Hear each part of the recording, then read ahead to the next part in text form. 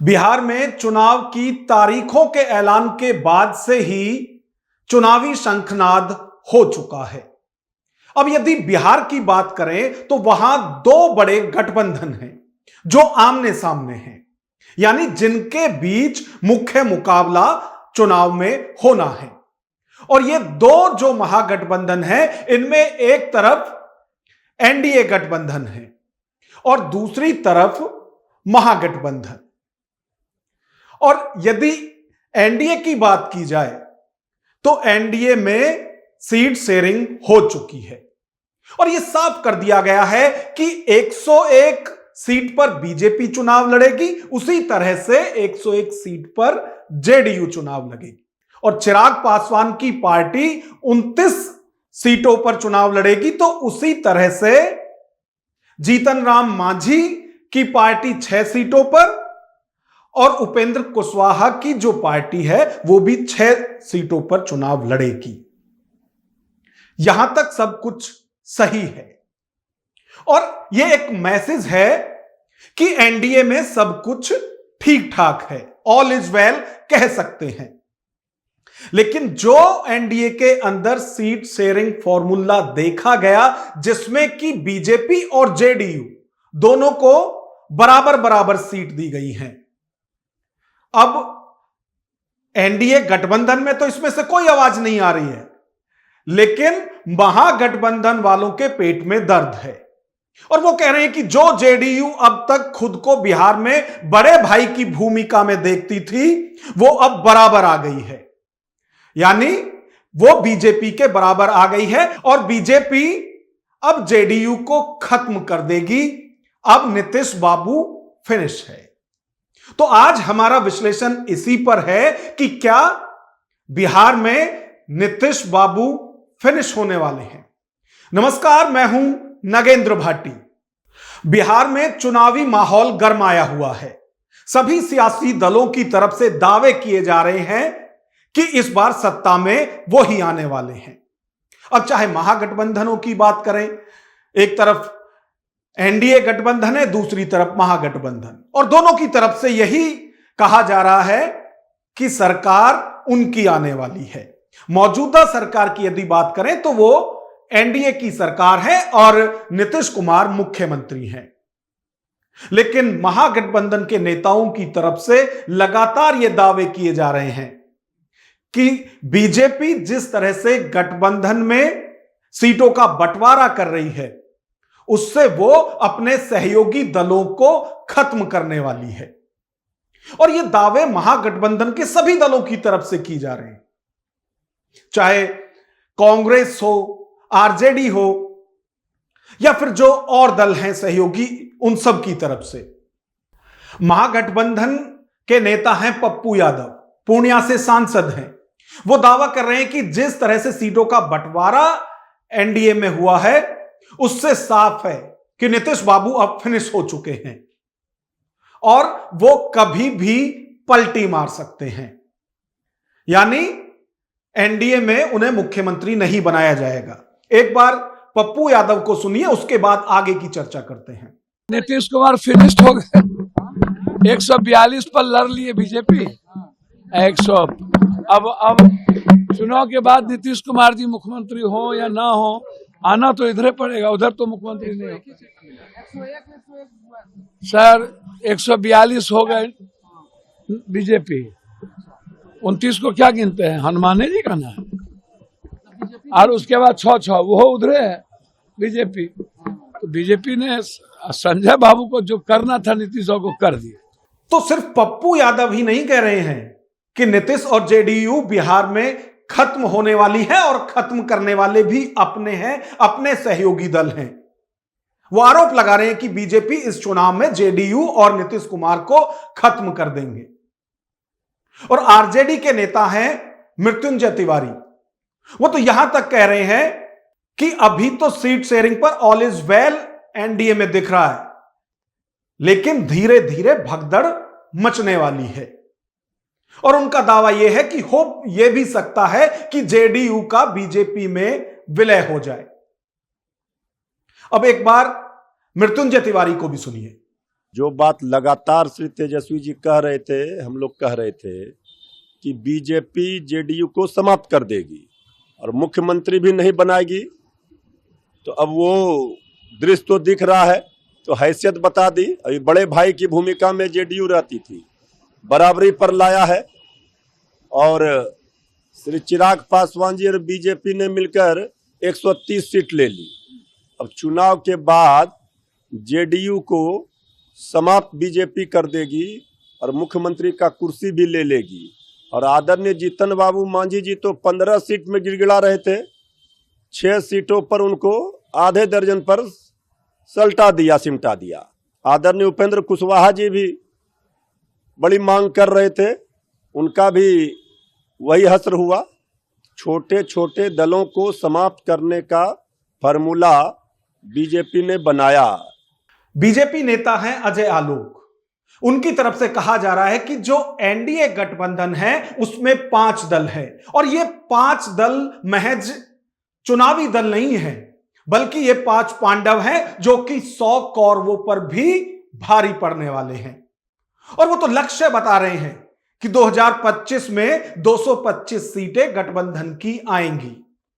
कोई नाराज नहीं है भाई, सबके ट्वीट आ चुके हैं और सबने ट्वीट कर दिया, चाहे उपेंद्र कुशवाहा हो, मांझी जी हो, चिराग हो, सबने ट्वीट कर दिया, उत्साह दिखाया। और निश्चिंत रहिए, ये 5 पांडवों का गठबंधन है, ये 100 कौरवों पे भारी पड़ने जा रहा है। और 2025 225 नरेंद्र मोदी जी के नेतृत्व में, नीतीश कुमार के नेतृत्व में सरकार फिर बनने जा रही है। और एनडीए मतलब ही होता है नरेंद्र नीतीश दमदार असरदार। हालांकि जो सीट शेयरिंग हुई है या जो सीटों का बंटवारा एनडीए में हुआ है, उसको लेकर कहीं कोई विरोध गठबंधन में नहीं दिखाई दे रहा है। लेकिन लगातार जो महागठबंधन के दल हैं उनके पेट में दर्द या पेट में मरोड़ जरूर दिखाई दे रही हैं। अब कांग्रेस के नेता हैं मनोज कुमार, वो कह रहे हैं कि बीजेपी अपने सहयोगियों को निपटाने का पूरा इंतजाम कर चुकी है। जिस तरह से सीट शेयरिंग हुई है और जो छोटे दल हैं उनको बिल्कुल हाशिए पर रखा गया है। और वो सवाल भी उठा रहे हैं कि क्या जो बिहार के अंदर कुशवाहा समाज है उन्हें महज 6 सीट मिलनी चाहिए थी, या फिर जो जीतन राम मांझी लगातार 15 सीटों की मांग कर रहे थे, क्या वो 6 सीटों में संतुष्ट हैं? क्या उनके समाज के लिए इतना ही सम्मान काफी है? उसी तरह से वो चिराग पासवान और जेडीयू पर भी सवाल उठा रहे हैं कि किस तरह से एनडीए गठबंधन में जो सहयोगी दल हैं उनको बीजेपी ने दरकिनार किया है सीट बंटवारे के मामले में। कि आदरणीय जीतन राम मांझी जी जो अभी 15 दिन से क्या क्या बोल रहे थे कि हम मतलब दिखा रहे थे, क्योंकि हम दलित समाज से वो भी हैं, हम भी हैं, तो आपके अनुसार जो 6 सीट मिला है, अब 6 सीट में तो पूरा समाज को दे दिए एनडीए में, यही ना वो दिखा रहे हैं। 6 सीट आदरणीय कुशवाहा जी को मिला, उपेंद्र कुशवाहा जी को, तो 6 सीट में पूरा कुशवाहा समाज को दे दिए वहां एनडीए में। मतलब कुशवाहा समाज का वैल्यू केवल 6 सीट का है बिहार में ना, यही ना ये दिखाना चाह रहे हैं। और मांझी समाज का जिसका 3% लगभग वोट है, उसका 6% मतलब 6 सीट का केवल वैल्यू है एनडीए में। समाज को भी पता चल गया, सबको मालूम है, इसलिए किया गया। मैं आपको बता रहा हूं इसलिए किया गया। अगर आप बढ़िया से इसको पढ़िएगा तो सबको पता चल जाएगा, सबको मालूम है कि एनडीए में इन लोग को निपटाना चाह रहा था, किसी तरह 6 सीट इन लोग को दिया है। अच्छा, पूरा जो सीट बंटवारा हुआ है एनडीए में, इसको लेकर जो सवाल है वो जो सहयोगी दल हैं उनकी तरफ से नहीं उठाए जा रहे, ना कोई चिंता या टेंशन किसी तरह की दिख रही है। लेकिन विपक्षी लगातार सवाल उठा रहे हैं। और जिस तरह से जीतन राम मांझी को लेकर कहा जा रहा है कि वो भले ही कुछ नहीं बोल रहे हैं लेकिन वो संतुष्ट नहीं हैं। अब जीतन राम मांझी कह रहे हैं कि भाई चलो, जिस तरह से भी जो सीट बंटवारा हुआ है वो मांग तो 15 रहे थे, लेकिन उन्हें गठबंधन में 6 सीटें दी गई हैं। अब वो कह रहे हैं कि दुख तो है कम सीट मिलने का, लेकिन वो संतुष्ट हैं। और इसके साथ ही वो दावा कर रहे हैं कि चुनाव के बाद जो नतीजे आएंगे सरकार एनडीए की ही बनेगी। हम जिस जाति से आते हैं वो हर वक्त कुछ भी कठिनाई होती है, कुछ भी कमी होती है, उसमें वो जीना सीखा है। और हमारे साथ इसका उदाहरण भी है, एक जातीय संस्कार है और दूसरा लोकसभा का चुनाव भी सामने है कि जहां 2 लोकसभा का सीट कहा गया था और फिर कहा गया था कि एक राज्यसभा का सीट देंगे, लेकिन मिला 1 लोकसभा का सीट। हम संतुष्ट हुए, कहीं कोई मुंह नहीं पटपटाए। उसी प्रकार से यहाँ हमारी मांग 15 थी और उसके बाद जो लोग 6 दिए हैं, मन में दुख तो जरूर है, लेकिन हम एनडीए के जो निर्णय हुआ है उसकी खिलाफत नहीं है, संतुष्ट हैं और जो मिला है उसी को लेकर के हम आगे बढ़ेंगे, काम करेंगे। बीजेपी के नेता प्रवक्ता शहजाद पूनावाला, उनकी तरफ से दावा किया जा रहा है कि एनडीए के अंदर नीति और नेता दोनों तय है। वहीं यदि महागठबंधन की बात की जाए, ना नीति, ना नियत और ना ही कोई नेता तय है, बल्कि सब कुछ कंफ्यूज ही है। एक तरफ तो एक अलायंस है एनडीए का, प्रधानमंत्री नरेंद्र मोदी जी और नीतीश कुमार जी के नेतृत्व में, जो मिशन और विजन के साथ काम कर रहा है और इसीलिए बहुत ही सरलता से बिना कोई विवाद के सीटों का बंटवारा भी हुआ है, नीति भी तय है, नेता भी तय है। परंतु दूसरी ओर एक ऐसा गठबंधन है जिसमें कोई मिशन विजन नहीं है, केवल कंफ्यूजन, करप्शन, डिवीजन और अपना अपना एम्बिशन है और पोजीशन के लिए लड़ाई है। और इसीलिए महागठबंधन में जो ठगबंधन है वहां पे ना नीति तय है, ना नेता तय है, तेजस्वी जी का चेहरा भी डिक्लेयर नहीं हो पा रहा है और ना नियत लड़ने की तय है। और इसीलिए वहां पर आज भी जिस प्रकार से कभी कोई 100 सीट मांग रहा है, कभी कोई 50 सीट मांग रहा है, कभी कोई डेप्यूटी सीएमशिप मांग रहा है, तो एक तरफ तो मिशन और विजन वाले हैं और दूसरी तरफ कमीशन, डिवीजन और कंफ्यूजन वाले हैं। आरजेडी के सांसद हैं मनोज झा, उनकी तरफ से तो और 2 कदम आगे की बात की जा रही है। वो कह रहे हैं कि यह शुरुआत हो चुकी है कि बीजेपी किस तरह से जेडीयू को निपटाने वाली है। वो कह रहे हैं कि देखने में भले ही यह लग रहा हो कि बराबर बराबर सीट दोनों दलों को मिली है, जो बड़े घटक दल हैं जेडीयू और बीजेपी, दोनों 101 सीट पर लड़ रहे हैं, यह देखने में लगता है। वो अपना नजरिया समझा रहे हैं। वो कह रहे हैं कि जो बाकी घटक दल हैं, चाहे चिराग पासवान की बात करें, कुशवाहा की बात करें या फिर जीतन राम मांझी की बात करें, इन सबको मिलाकर 142 होती है। यानी कि वो कह रहे हैं कि 142 सीट पर बीजेपी लड़ रही है और 101 सीट पर नीतीश कुमार या जेडीयू। तो वो कह रहे हैं कि किस तरह से ठिकाने लगाना है नीतीश बाबू को, वो इस सीट बंटवारे में तय हो चुका है। इसको जरा डिकोड भी करिए। नहीं, डिकोड क्या, स्पष्ट है। बीजेपी प्लस 142, सारे दलों से बीजेपी ने निगोशिएट किया और जदयू को 101 पर। इसको 101 मत कहिए, 141 101 कहिए। 142 बीजेपी प्लस, जिसमें चिराग साहब हैं, जिसमें कुशवाहा जी हैं, जिसमें मांझी जी हैं, और दूसरी तरफ 101 जिसमें नीतीश जी हैं, जो कई वर्षों से बीजेपी को कहते थे कि हम बड़े भाई हैं और बड़े भाई की पूरी भूमिका नेस्तनाबूद कर दी गई बड़े सलीके से उन्हीं के लोगों के द्वारा। तो मैं इस नंबर को ऐसे देखता हूं।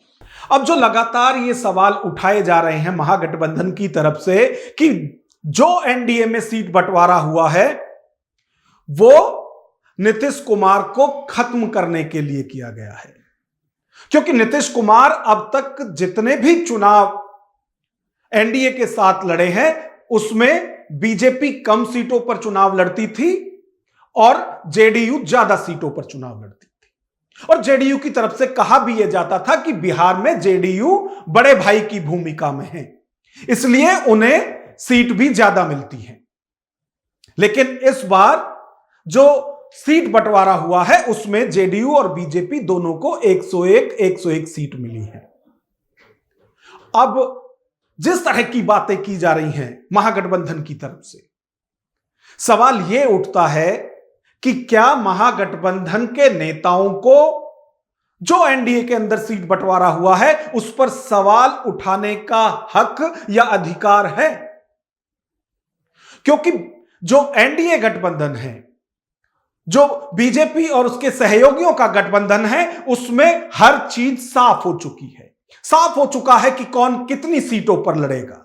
साफ हो चुका है कि चुनाव के बाद मुख्यमंत्री की सीट पर कौन रहेगा। सब कुछ साफ है। लेकिन जहां सब कुछ कंफ्यूज है, जहां कंफ्यूजन इतना बड़ा है कि अभी तक यही नहीं पता कि कौन कितनी सीट पर लड़ेगा, और कितनी सीट पर लड़ेगा तो कहां से लड़ेगा, किसकी चुनाव के बाद या चुनाव के दौरान क्या भूमिका रहने वाली है, यह कुछ साफ नहीं है महागठबंधन में। लेकिन वो सवाल उठा रहे हैं एनडीए पर, वो सवाल उठा रहे हैं बीजेपी की नीति पर, वो सवाल उठा रहे हैं बीजेपी के नेताओं पर कि वो जेडीयू और नीतीश कुमार को खत्म करने वाले हैं जिस तरह का गठबंधन हुआ है। जबकि बीजेपी और बीजेपी के बड़े नेता साफ कर चुके हैं कि चुनाव के बाद मुख्यमंत्री नीतीश कुमार ही होंगे। यानी यहां सब कुछ साफ है, और दूसरी तरफ जहां सब कुछ कंफ्यूजन है, जहां सब कुछ धुंधला है, वो सवाल उठा रहे हैं एनडीए की नीति और नेताओं पर। अब ऐसे में सवाल यह उठता है कि जिनको अभी खुद ही नहीं पता कि वो किसके नेतृत्व में चुनाव लड़ने वाले हैं, किसकी लीडरशिप में आगे बढ़ने वाले हैं, यदि सत्ता तक पहुंचते हैं तो मुख्यमंत्री कौन बनेगा, कौन कितनी सीट पर लड़ेगा, अभी कुछ साफ नहीं है। लेकिन वो प्रसन्न चिन्ह लगा रहे हैं बीजेपी और एनडीए पर, और वो कह रहे हैं कि नीतीश बाबू की सियासत अब ढलान पर है, अब बीजेपी उन्हें खत्म कर देगी। हालांकि जिस तरह का शानदार आगाज एनडीए का हुआ है, कहीं कोई हौ हल्ला नहीं, जिस तरह का सीट बंटवारा वहां पर हुआ है, तो यह तो हम कह सकते हैं कि जो आगाज है वो शानदार हुआ है, और इसको देखते हुए उम्मीद यह है कि अंजाम भी दमदार होगा। लेकिन इस सब के बीच विपक्ष की तरफ से तमाम तरह के सवाल उठाए जा रहे हैं, जबकि खुद वो सवालों के घेरे में है कि किसको कितनी सीट मिलेंगी, कौन कहां से चुनाव लड़ेगा। लेकिन इसके बावजूद भी सियासत है, और वो भी इसमें सियासत कर ही रहे हैं। लेकिन इस बीच हमारा आपसे सवाल है कि जो महागठबंधन अभी खुद अपनी तस्वीर साफ नहीं कर पाया है, उस महागठबंधन के नेताओं की तरफ से एनडीए की नीयत पर सवाल उठाना कितना जायज है, और जो एनडीए में सीट बंटवारा हुआ है, क्या महागठबंधन के नेताओं की तरह आप भी मानते हैं कि बीजेपी अब ना सिर्फ जेडीयू का कद बिहार में कम कर रही है, बल्कि वो नीतीश कुमार को ठिकाने लगाने की तरफ बढ़ रही हैं? तो कमेंट बॉक्स में अपना जवाब हमें जरूर दीजिए। नमस्कार।